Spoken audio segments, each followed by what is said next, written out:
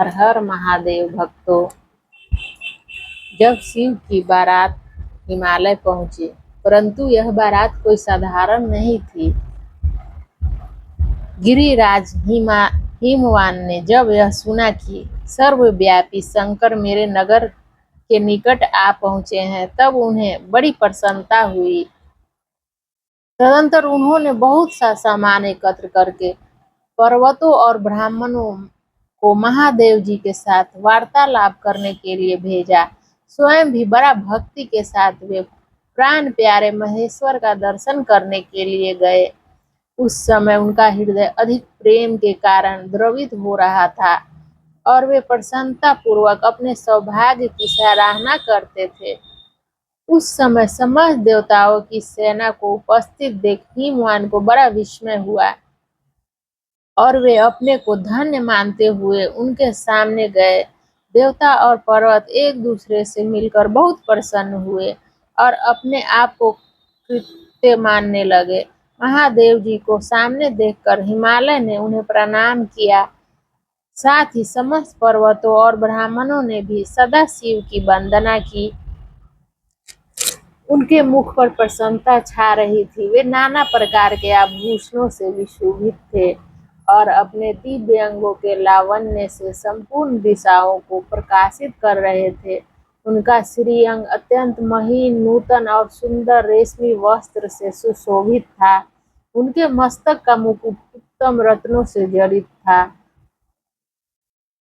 वे अपनी पावन प्रभा का प्रसार करते हुए हंस रहे थे। उनका प्रत्येक अंग भूषण बने हुए सर्पों से युक्त था तथा उनकी अंग कांति बड़ी अद्भुत दिखाई देती थी।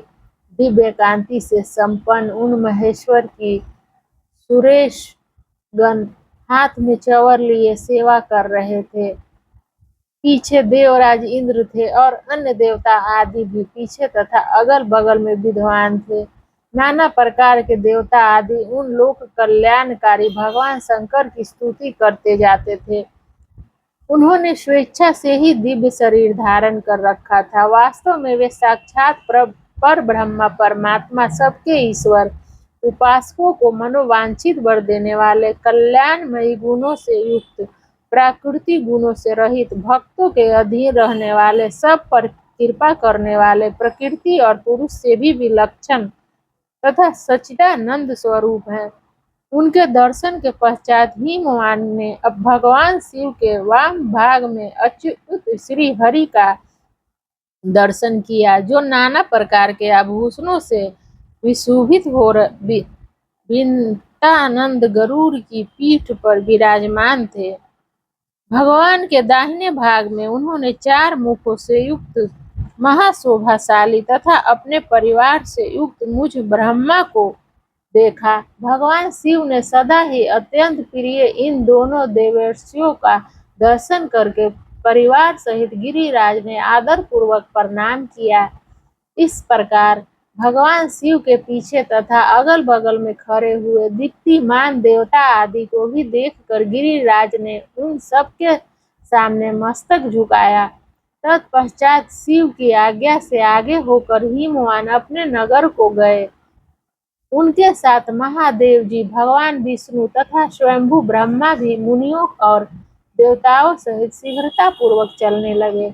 उन्हें उस अवसर पर मैना के मन में भगवान शिव के दर्शन की इच्छा हुई, इसीलिए उन्होंने तुमको बुलाया। उस समय भगवान शिव ने प्रेरित होकर उनका हार्दिक अभिप्राय पूर्ण करने की इच्छा से तुम वहां गए। मैना तुम्हें प्रणाम करके बोली, मुने गिरिराज के होने वाले पति को पहले मैं देखूंगी। शिव का कैसा रूप है, जिनके लिए मेरी बेटी ने ऐसी उत्कृष्ट तपस्या की है। तात उस समय भगवान शिव भी मैना के भीतर के अहंकार को जानकर श्री विष्णु और मुझसे अद्भुत लीला करते हुए बोले। शिव ने कहा, तात आप दोनों मेरी आज्ञा से देवताओं सहित अलग अलग होकर गिरिराज के द्वार पर चलिए, हम पीछे से आएंगे। यह सुनकर भगवान श्री हरि ने जब देवताओं को बुलाकर वैसा करने के लिए कहा, शिव के चिंतन में तत्पर रहने वाले समस्त देवताओं ने शीघ्र वैसी ही व्यवस्था करके उत्सुकता पूर्वक वहां से पृथक पृथक यात्रा की। मुने मैना अपने मन मकान के सबसे ऊपर भवन में तुम्हारे साथ खड़ी थी। उस समय भगवान विश्वेश्वर ने अपने को ऐसी वेशभूषा में दिखाया जिससे मैना के हृदय को ठेस पहुंचे।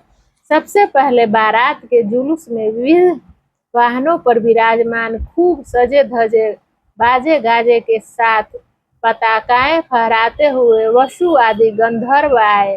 फिर मणिग्रीव आदि यक्ष, तदंतर क्रम से यमराज, वरुण, वायु, कुबेर, ईशान, देवराज, इंद्र, चंद्रमा, सूर्य, भृंगु आदि मुनीश्वर तथा ब्रह्मा आए।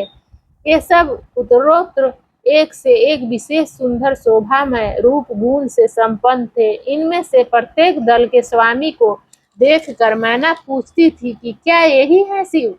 नारद जी कहते, यह तो शिव के सेवक हैं। मैना यह सुनकर बड़ी प्रसन्न होती और हर्ष से भरकर मन ही मन कहती, ये उनके सेवक ही जब इतने सुंदर हैं, तब वे सबके स्वामी शिव तो पता नहीं कितने सुंदर होंगे। इसी बीच में वहां भगवान विष्णु पधारे। वे संपूर्ण शोभा से संपन्न, श्रीमान, नूतन जलधर के समान श्याम तथा 4 भुजाओं से संयुक्त थे। उनका लावण्य करोड़ों कंदर्पों को लज्जित कर रहा था। वे पीताम्बर धारण करके अपनी सहज प्रभा से प्रकाशित हो रहे थे। उनके सुंदर नेत्र प्रफुल्ल कमल की शोभा को छीने लेते। उनकी आकृति से शांति बरस रही थी।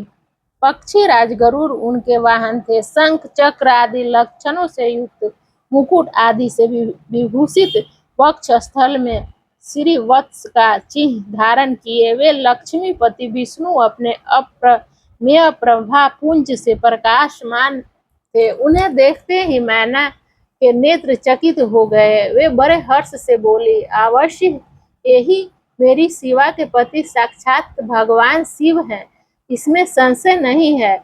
मुने तुम भी लीला करने वाले ही ठहरे। अतः मैना की यह बात सुनकर उनसे बोले, देवर्षि, ये शिवा के पति नहीं हैं, अपितु भगवान केशव हरि हैं, भगवान शंकर के संपूर्ण कार्यों के अधिकारी तथा उनके प्रिय हैं। पार्वती के पति जो दुल्हा शिव हैं, उन्हें इनसे भी बढ़कर समझना चाहिए। उनकी शोभा का वर्णन मुझसे नहीं हो सकता। वे ही संपूर्ण ब्रह्मांड के अधिपति, सर्वेश्वर तथा स्वयं प्रकाश परमात्मा है।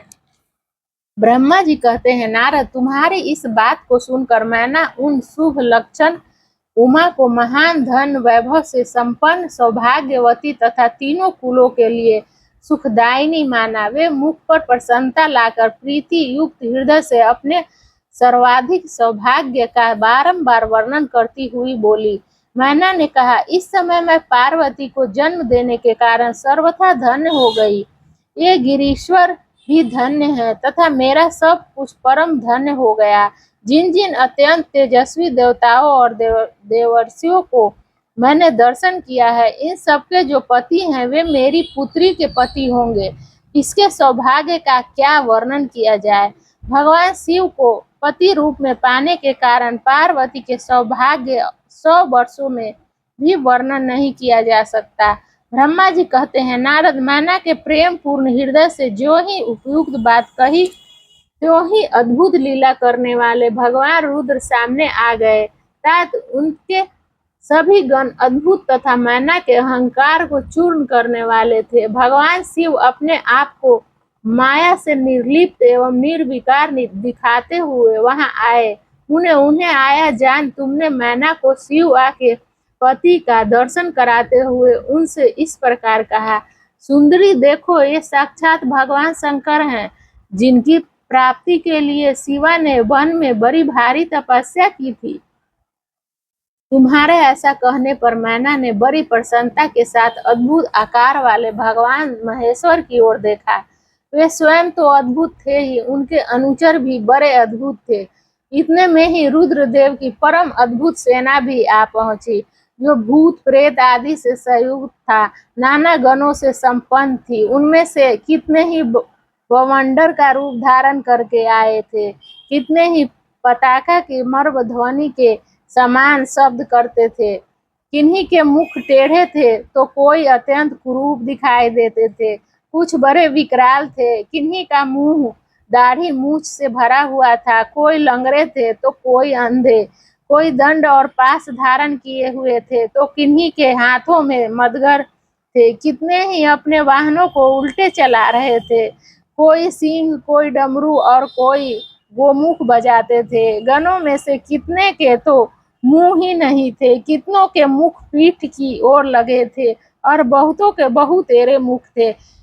इसी तरह कोई बिना हाथ के थे, किन्हीं के हाथ उल्टे थे लग रहे थे और कितनों के बहुत से हाथ थे, कितने ही नेत्रहीन थे, किन्हीं के बहुत से नेत्र थे, किन्हीं के सिर ही नहीं थे और किन्हीं के बहुत खराब सिर थे, किन्हीं के कान ही नहीं थे और किन्हीं के बहुत से कान थे। इस तरह सभी गण नाना प्रकार की वेशभूषा धारण किए हुए थे, तात वे विकृत आकार वाले अनेक प्रबल गण बड़े वीर और भयंकर थे, उनकी कोई संख्या नहीं थी। मुने, तुमने उंगली द्वारा रुद्र गणों को दिखाते हुए मैना से कहा, वरा तुम पहले भगवान हर के सेवक को देखो, फिर उनका भी दर्शन करना।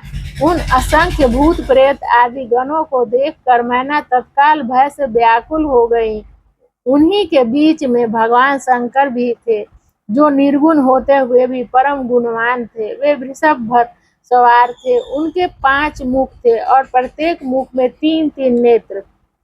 उनके सारे अंगों में विभूति लगी हुई थी, जो उनके लिए भूषण का काम देती थी।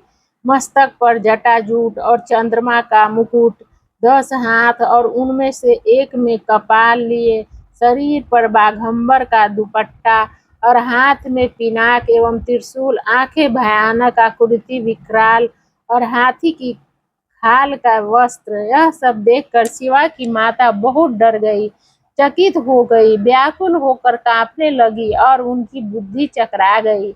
उस अवस्था में तुमने उंगली से दिखाते हुए उनसे कहा, यही है भगवान शिव। तुम्हारी यह बात सुनकर सती मैना दुख से भर गई और